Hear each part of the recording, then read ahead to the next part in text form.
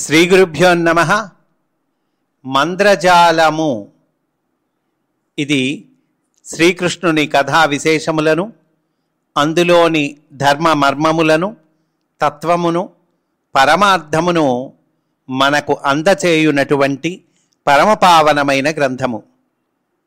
ఇందలి కథ పూర్తిగా వ్యాసమూలమును అనుసరించినటువంటిది. ప్రేమామృతమూర్తియగు శ్రీకృష్ణుడు మహాభారత యుద్ధానంతరము తన నిర్యాణానికి పూర్వము జగత్తులోని జీవుల ఉద్ధరణకై ఒక నిత్య నూతన మార్గాన్ని సంకల్పించాడు. అదే మంత్రజాలము. అటువంటి ఈ గ్రంథమును అధ్యయనము చేయడము మనము చేస్తూ ఉన్నాము. అందులో భాగంగా గ్రంథాన్ని చెప్పుకోవటము పూర్తి చేశాము. అయితే ఈ గ్రంథంలోని విషయము మనకు చక్కగా అవగతము అవ్వడము కోసము ఇంకొక గ్రంథము సహాయము తీసుకొని ఆ గ్రంథంలోని విశేషాలు కూడా మధ్య మధ్య చెప్పుకుంటూ ఉన్నాము. ఏమిటి ఆ గ్రంథము అని అంటే గనక, పరమపూజ్యులు కీర్తిశేషులు శ్రీ బివి నరసింహరాజు గారు, వీరు మాస్టర్ ఈకే గారి అంతేవాసి, మాస్టారి దివ్య ప్రణాళికకు సర్వసమర్పణము చెందినటువంటి వారు. వారు ఈ మంత్రజాలము గ్రంథముపై పరిశోధన చేసి మంత్రజాల దర్శనము అనేటువంటి గ్రంథాన్ని రచించారు. ఆ గ్రంథంలో విశేషాలు కూడా మనం చెప్పుకుంటూ ఉన్నాము. అందులో భాగంగా ఈరోజు లోకాయతుడు అనేటువంటి ఈ పాత్ర విశేషం ఏమిటో చూద్దాం. భారత ధర్మ విరోధులలో బృహస్పతి, చార్వాకుడు, మంత్రజాల మందలి లోకాయతుడు ఇతిహాస పురాణముల మారు మూలలలో దాగిన పాత్రలు. ముండకౌశికుడు మున్నగు ఒకరిద్దరు పాత్రలు కథాగతికై కల్పితములు అని కృష్ణమాచార్యుల వారు పురాణ పురుషుడు అన్న నవలకు తొలి పలుకులలో తెలియచెప్పారు. ఇతిహాస పురాణముల మారుమూలలలో దాగిన పాత్రలనగా అక్కడ పాత్రలు ఉండవు, పాత్రల స్వభావం దాగి ఉంటుంది. ఆ స్వభావమే నవలలో ఒక పాత్ర ద్వారా వ్యక్తమగుచున్నది. ఏమిటా స్వభావం? భారత ధర్మానికి విరోధిగా పనిచేయడమే. ఇట్టి స్వభావం కలిగిన వారు ఎందరో ఉంటారు. వానిలో ముఖ్యమైన ఈ 3 పాత్రలను కృష్ణమాచార్యుల వారు లోకానికి పరిచయం చేశారు. నిజానికి యవనులు, బర్బరులు, రోమకులు, దాసజాతి వారు వీరంతా భారత ధర్మ విరోధులుగా పనిచేసిన వారే. వీరెల్లరిలోని దుష్ట స్వభావమునకు ప్రతినిధులుగా రచయిత చార్వాకుని, రక్తశర్మను నిలిపారు. అన్ని విషయాలు తెలిసి ఉండియు దుర్బలుడై దుష్టశక్తులకు లొంగి పనిచేసే వారికి ప్రతీకగా లోకాయతుని చిత్రీకరించారు. ఈ విధంగా చార్వాకుడు, రక్తశర్మ దుష్టులుగాను, లోకాయతుడు దుర్బలుడుగాను మంత్రజాలం నవలలో గోచరిస్తారు. లోకంలో ఈ 2 కోవలకు చెందిన వారును అస్తిత్వమును కలిగి ఉందురు. ఇకపోతే దుష్టుడు, దుర్బలుడు ఏమిటి? ఈ 2 కేటగిరీస్, వాటిని చూద్దాం. దుష్టుడు వేరు, దుర్బలుడు వేరు. దుష్టుడి వలన లోకం కంటకమయం అవుతుంది. ఆత్మధర్మం ఇంకా మేల్కాంచని స్థితిలో దుష్ట సంకల్పాలు కలిగి జీవించేవాడు దుష్టుడు. కనుక అతని దుష్ట సంకల్పాలు, చేష్టలు లోక వినాశానికి హేతువులవుతాయి. దుర్బలుని స్థితి వేరు. ఇతడు తన మానసిక దౌర్బల్యం వలన తాత్కాలికంగా చేయకూడని పనులు చేస్తాడు. కొంతకాలానికి అతనిలో దాగి ఉన్న మంచితనం మేల్కాంచుతుంది. అప్పుడు పశ్చాత్తాపంతో తిరిగి సత్పురుషుడుగా రూపొందుతాడు. కానీ దుష్టుడికి పశ్చాత్తాపం ఉండదు. కంసుడు, జరాసంధుడు, శిశుపాలుడు మున్నగు వారంతా దుష్టులే.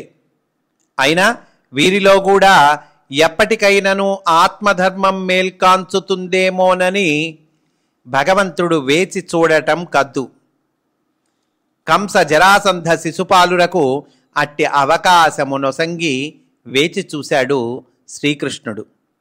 అయినా వారి యందు మార్పు రాకపోగా మరీ శృతిమించడంతో దేశ శ్రేయస్సు కోసమై బహుసంఖ్యాకులకు సామాన్య మానవులను వారి నుండి కాపాడటం కోసమై కృష్ణుడు వారి దేహాలను తొలగింపవలసి వచ్చింది.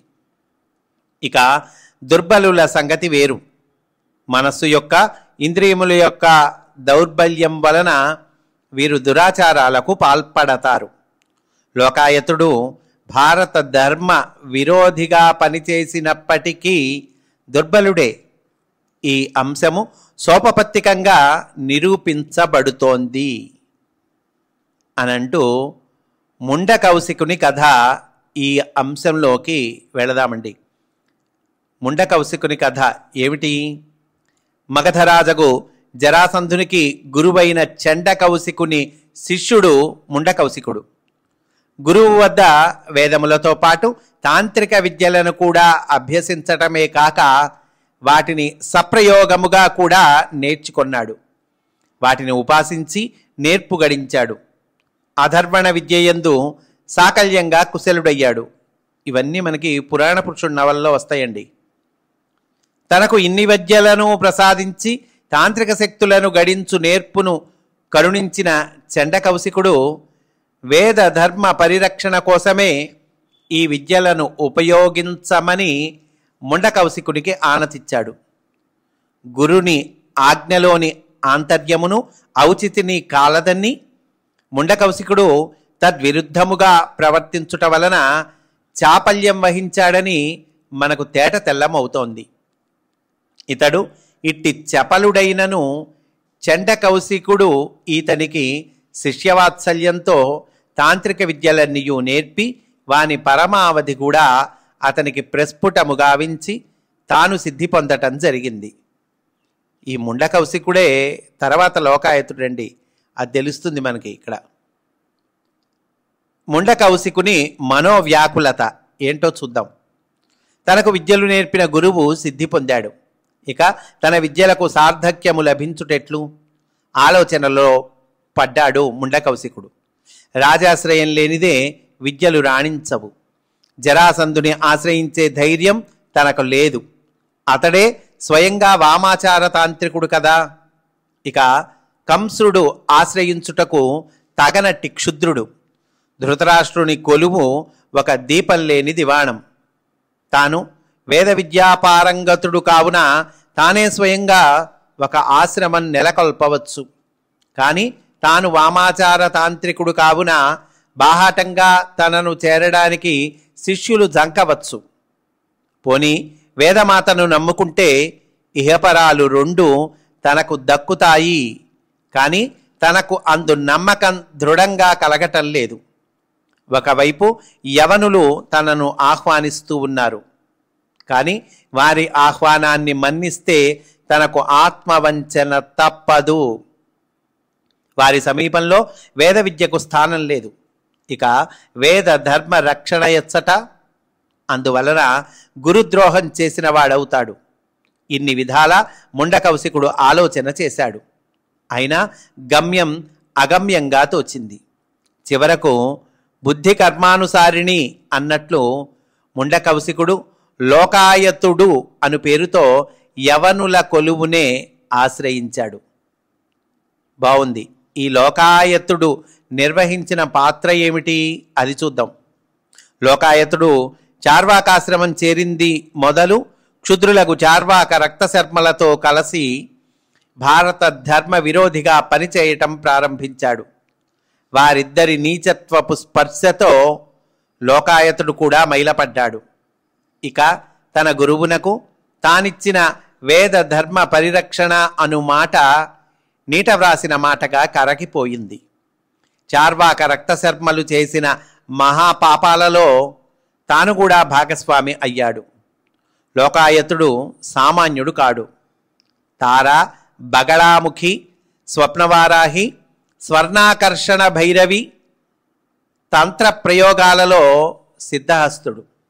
మహిమాన్వితములైన మూలికలను వినియోగించి వజ్రకాయ సిద్ధిని సాధించాడు. 80 ఏండ్ల వయస్సులో కూడా లేత తమలపాకు ఛాయలో సుకుమార శరీరంతో ఒప్పారుతున్నట్లు వర్ణించబడ్డాడు. అందులో వలననే రక్తశర్మ లోకాయతుని ఇంద్రజాలం, వశీకరణం, నేత్ర సమ్మోహనం, నిర్దిష్ట స్వప్నోదయం అనే అంశాలకు సంబంధించి చార్వాకాశ్రమానికి ప్రధానాచార్యునిగా నియమించటం జరిగింది. ఇక అప్పటి నుండి లోకాయతుడు తన తర్కపటిమను అంతటినీ వేద పురాణాలను దుర్వ్యాఖ్యానం చేయడానికి ఉపయోగించాడు. వేద సంప్రదాయ విచ్చిత్తికై కృషి చేశాడు. అసలు వేద సంప్రదాయం భారతీయులది కాదు. నిజానికి అఖండ సంస్కృతి యవనుల వద్ద నుండి భారతీయులకు సంక్రమించినది. నేడు వేదవాదులనబడు వారంతా పూర్వం యవన దేశం నుండి వలస వచ్చిన వారే. ఇట్టి క్షుద్రమైన వాదాన్ని లేవనెత్తి ఆశ్రమంలోనికి ఆకర్షింపబడిన యువక బ్రహ్మచారుల వంట పట్టించాడు.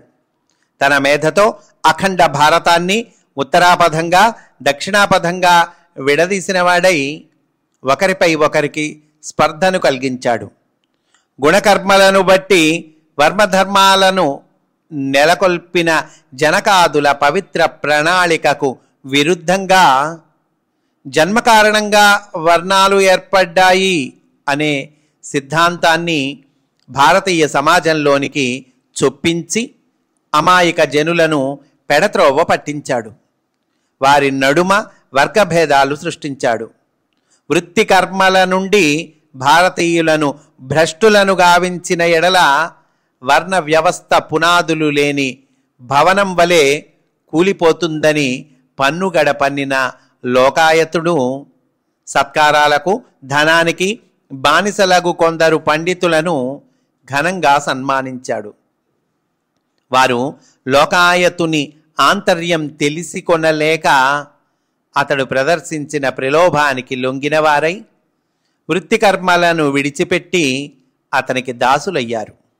దానితో సామాన్య జనులు కూడా కర్మభ్రష్టులయ్యారు.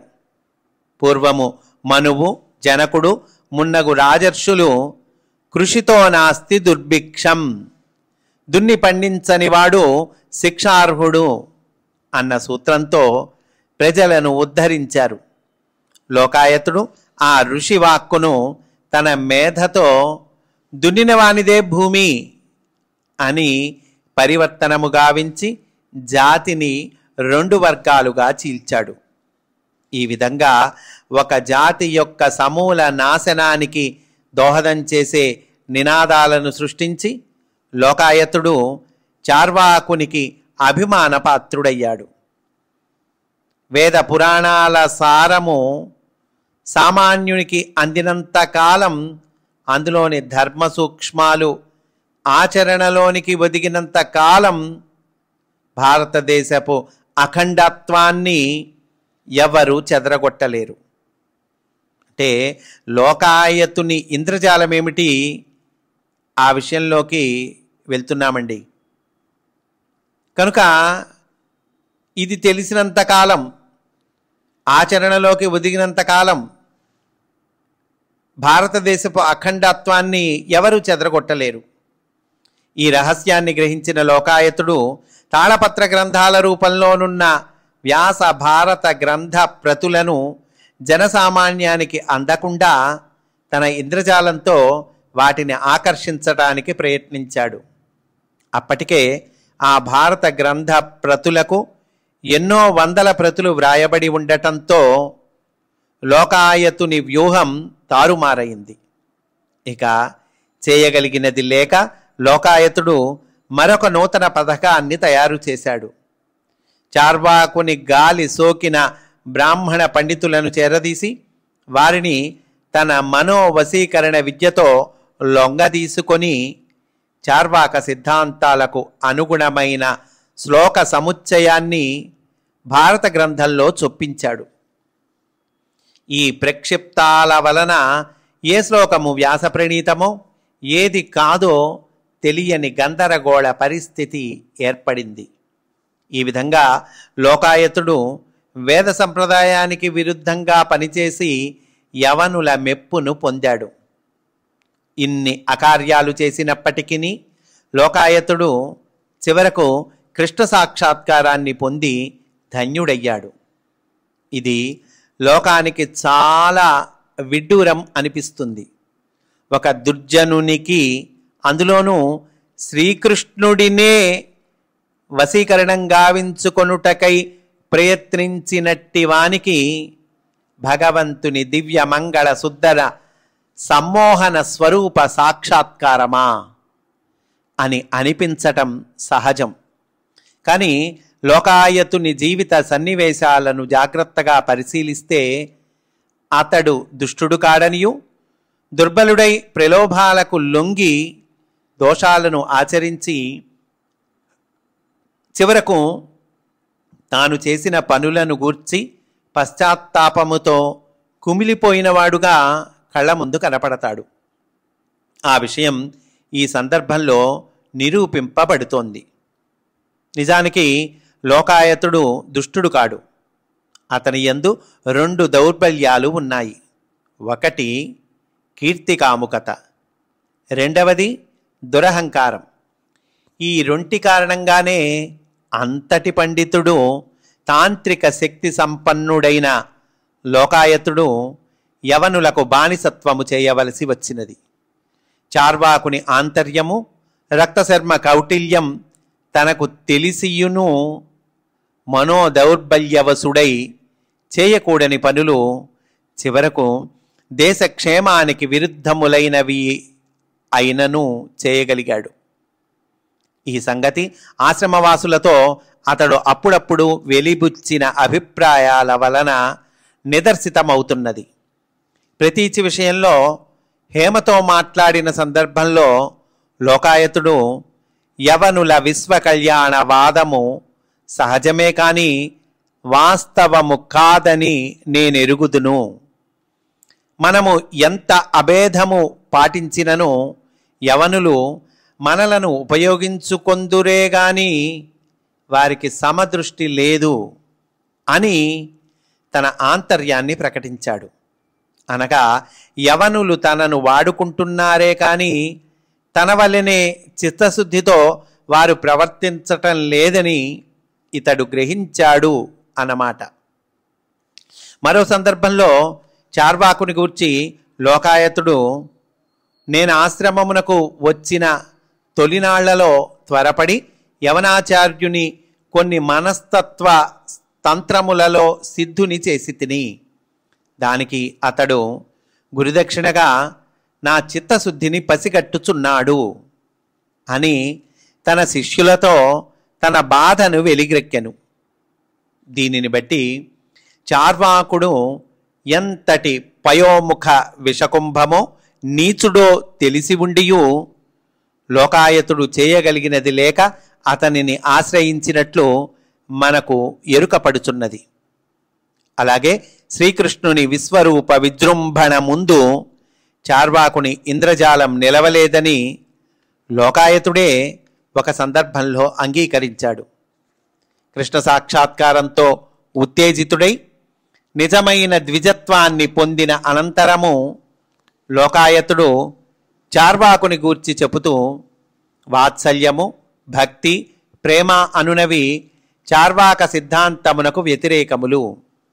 కానీ ఈ సిద్ధాంతములు బ్రహ్మావర్తపు ప్రజల కొరకు చేయబడినవే గాని చార్వాకుడు విశ్వసించినవి కావు అని చార్వాకుని నిజస్వరూపాన్ని బయటపెట్టాడు. అంటే యవనుల విశాల విశ్వ కళ్యాణవాదం నినాదాల వరకే పరిమితం కానీ వాళ్లకు నిజంగా విశాలత్వం లేదని తేల్చి చెప్పాడు. ఈ చర్చ వల్ల తేలిన విషయం ఏమిటంటే లోకాయతుడు కేవలం దుర్బలుడే. దుష్టుడైన వాడికి ఈ విధమైన చిత్తశుద్ధి, పరితాపం ఉండవు.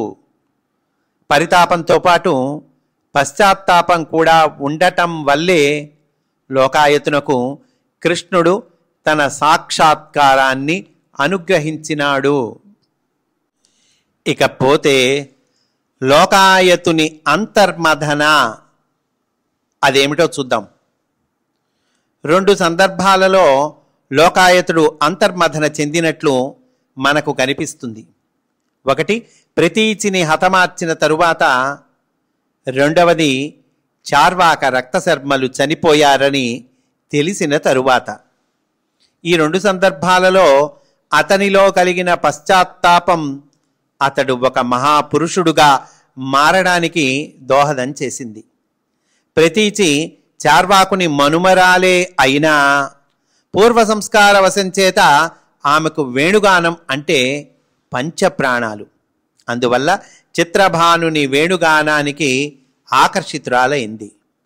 ఆ వేణుగాన ప్రభావంతో ఆమెలో ఊహించని మార్పు వచ్చింది. గురువుల సిద్ధాంతాలలో లోపం ఉన్నట్టు ఆమెకు అనిపించింది. ఈ రహస్యాన్ని పసికట్టిన హేమ లోకాయతునితో ప్రతీచిని గురించి చెప్పింది. దానితో లోకాయతుడు తాత్కాలిక ఆవేశానికి గురి అయి ఒక రాత్రి రహస్యంగా రక్తమారీ ప్రయోగం చేసి ప్రతీచిని హతమార్చాడు. అనంతరం అతనిలో అంతర్మథన ప్రారంభమైంది. అది ఇట్లు సాగింది. తాను వేదాంగ విదుడైన బ్రహ్మవేత్త. క్షుద్రత్వమున తానంటుపడుట వలన వేదమాత తన్ను విడిచినది. అది తాను గ్రహింపకపోలేదు. ఆవేశ శక్తులను ఉపాసించి తన్ను తానే బంధించుకొనెను. తెలిసి చేసిన దానికి నిష్కృతి లేదు. ప్రతి కర్మకు ఒక ఫలితము ఉంటుంది. అది తానెరిగిన ప్రాతసత్యమే. ప్రస్తుతము తన కర్మకు ప్రాయశ్చిత్తము తప్పదు. లోకాయతుని ఈ అంతర్మథనలోని అంతరార్థం అవగతం చేసుకుంటే అతనికి పాపభీతి ఉన్నట్లు కనిపిస్తుంది. తాను చేసిన పని అనాలోచితమైందని లోకాయతుడు గ్రహించగలిగాడు. ఇక రెండవ అంతర్మథన ప్రతీచిని హతమార్చిన లోకాయతుడు పరిపరి విధాలా పశ్చాత్తాపం చెంది చేసిన పనికి చార్వాకుడు తనను క్షమించడని తెలిసి తానుండడమో చార్వాకుడుండడమో తేలిపోయే స్థితిలో చార్వాక దర్శనం కోసం బయలుదేరుతాడు. తీరా వెళ్ళాక అప్పటికి 9 నెలల క్రితమే చార్వాకుడు, 3 నెలల క్రితం రక్తశర్మ చనిపోయినట్లు తెలిసింది. అప్పుడు లోకాయతుడు పడిన పరితాపం అతని ఆంతర్యాన్నంతటినీ పట్టి ఇస్తుంది. అతని మొత్తం స్వభావానికి ఇది అద్దం పడుతుంది. ఆ అంతర్మథన ఈ విధంగా సాగింది. ఆహా, ఈ అదృశ్య పిశాచములు చచ్చి కూడా 9 మాసములు సాధించిరి. బ్రహ్మవేత్తను వేదాంగ పారంగతుడను నాకు ఏమి గతి పట్టినది? చచ్చిన వారి మెచ్చుదలకై 9 మాసములు మట్టి కరచితిని. ఈ వృత్తాంతము ఇదివరకే తెలిసినచో చార్వాకాశ్రమము అను మలిన భాండమున ఇంతకాలము బ్రహ్మావర్తపు యువకుల జీవిత పాకము చిమిడిపోవునట్లు చేసెడివాడను కాను. ఇందరి బ్రతుకులకు చిచ్చు పెట్టి తిని వారికి నేను నేర్పిన దుశ్శీలము నన్నే దహించినచో నా జన్మ చరితార్థమగును. ఈ విధంగా లోకాయతుడు పశ్చాత్తాపం చెందిన తీరును పరిశీలిస్తే నిస్సందేహంగా అతడు దుర్బలుడే కాని చార్వాక రక్తశర్మల వంటి దుష్టుడు ఏమాత్రం కాదు అని తెలుస్తుంది. తెలిసి ఊబిలోకి దిగబడడం అంటే ఇదే. దుర్బలుడై పశ్చాత్తప్తుడగుట వలననే పిశాచ రూపంలో ఉన్న రక్తశర్మకు బలి కాకుండా లోకాయతుణ్ణి కృష్ణుడు రక్షించాడు. పశ్చాత్తాపమే పాప పరిహారం కదా. ఈ విధంగా లోకాయతుడు కృష్ణ సాక్షాత్కారాన్ని పొంది ధన్యుడయ్యాడు. అసలైన ద్విజత్వాన్ని పొందాడు. మరో రహస్యం ఇక్కడ చెప్పవలసి ఉంది. ప్రతీచిని హతమార్చిన తరువాత లోకాయతుడు కృష్ణుడిని వశీకరణము చేయడానికి తాంత్రిక ప్రయోగం చేశాడు. ఆ ప్రయోగానంతరం లోకాయతుడికి శూన్యంలో కృష్ణుని వేణుగానం వినిపిస్తుంది. దానితో తాను కృష్ణుని వశం చేసుకొన్నట్లు భ్రాంతి పడతాడు. నిజానికి అది లోకాయతుడిని కృష్ణుడే అనుగ్రహించటం. అందువల్లనే అప్పటి నుండి లోకాయతుడిలో మార్పు వచ్చినట్లు కనిపిస్తుంది. కృష్ణ సాక్షాత్కారాన్ని పొందిన అనంతరం లోకాయతుడు చార్వాకాశ్రమానికి వచ్చి ఆశ్రమవాసుల ఎదుట తాను చేసిన తప్పులన్నిటినీ అంగీకరించి వారు ఏ శిక్ష విధించినా అనుభవించటానికి తాను సిద్ధమే అని చెప్పడానికి కృష్ణుని అనుగ్రహం వల్ల తనకు కలిగిన సంస్కారమే కారణం. ఈ విధంగా లోకాయతుడు కృష్ణ సాన్నిధ్యంతో తాను పునీతుడై ఆశ్రమవాసులను పునీతులను చేశాడు. కృష్ణమాచార్యుల వారు లోకాయతుని పాత్ర ద్వారా లోకానికి ఇచ్చిన సందేశం ఏమిటంటే, ఆత్మధర్మానికి వ్యతిరేకంగా ఒక్కొక్కప్పుడు మానవుడు రోషావేశాది మనోధర్మాలకు గురి అవుతాడు. అలాంటి సమయాలలో ధర్మం పట్ల పొరబడటం, దానితో తాత్కాలికంగా పతనం చెందటం జరుగుతుంది. ఇలా పతనం చెందిన వ్యక్తి తన జీవితంలో తారసపడే విశేష సన్నివేశాల ప్రభావం వల్ల మళ్ళీ ఆత్మధర్మంలో మేల్కొని సత్యదర్శనాన్ని పొందుతాడు. ఈలోగా అంటే ఈ దర్శనాన్ని పొందే లోపల కొన్ని అకార్యాలు జరుగక మానవు. ఈ దురాచారం కేవలం ఇంద్రియ మనస్సుల దౌర్బల్యం వల్ల కలుగుతుంది. ఇటువంటి దుర్బలులను భగవంతుడు ఎప్పుడూ రక్షిస్తాడు. అందువల్లనే కృష్ణుడు గీతలో దురాచారాలు కలిగి పాపాలు చేసిన వాడైనా నాయందు భక్తి కలిగిన వానిని సాధువుగానే తెలియవలెను. అతడు నా అనుగ్రహమున త్వరలో ధర్మాత్ముడు కాగలడు అని వివరించాడు. ఇదే లోకాయతుడి విషయంలో కూడా జరిగింది. ఈ లోకాయతుని కంటే ముదిరిన లోకాయతులు ఎందరో పాశ్చాత్యులకు అమ్ముడుపోయిన వారు లోకంలో ఉన్నారు. వారందరికీ ప్రతీకగా ఈ లోకాయతుణ్ణి ప్రవేశపెట్టి మనం వారి పట్ల ఎలా ప్రవర్తించాలో పరోక్షంగా కృష్ణమాచార్యుల వారు చెప్పినట్లు అయింది అనంటూ ఈ పాత్ర యొక్క స్వభావము, ప్రత్యేకత, సందేశము మనకి చక్కగా అందచేశారండి. ఈరోజు ఇక్కడితో పూర్తి చేసుకుందాము. రేపు చాలా ఇంకా ముఖ్యమైనటువంటి పాత్ర ప్రతీచి, ఆ పాత్రలోని విశేషాలు మనము చెప్పుకుందాము అని సవినయముగా మనవి చేసుకుంటూ స్వస్తి. వాసుదేవా.